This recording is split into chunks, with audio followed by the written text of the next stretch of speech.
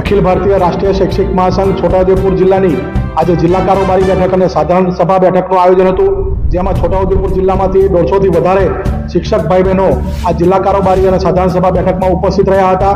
આજનો મુખ્ય વિષય શિક્ષક સમસ્યાના ઉકેલ માટે જિલ્લાની ટીમ અને તાલુકાની ટીમો કાર્યરત રહે, સાથે સાથે જે રાજ્ય કક્ષાના પ્રશ્નો છે એ જિલ્લાની કારોબારીમાં ચર્ચા કરવામાં આવ્યા. રાજ્યના પ્રશ્નો આગામી સમયમાં રાજ્યની ટીમ દ્વારા રાજ્યમાં શિક્ષણ મંત્રી અને શિક્ષણ વિભાગને મળીને ઉકેલવા માટેના પ્રયત્નો કરવામાં આવશે એવી પણ ખાતરી આપવામાં આવી છે. સાથે સાથે સાધારણ સભામાં આજે જિલ્લા કારોબારી રચનાની પુનઃરચના કરવામાં આવી છે.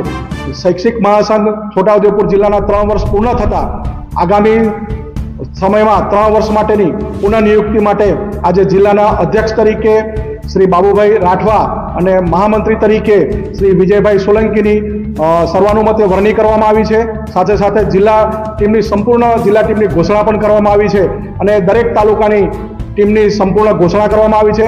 આગામી સમયમાં શિક્ષકોના પ્રશ્નો, વિદ્યાર્થીઓના પ્રશ્નો અને સમાજના કાર્યોમાં શૈક્ષિક મહાસંઘના તમામ હોદ્દેદારો, કાર્યકર્તા, બંધુ ભગીની સંપૂર્ણ રીતે જોડાઈને કાર્યરત રહેશે એવી આજના કારોબારીમાં ચર્ચા કરવામાં આવી છે.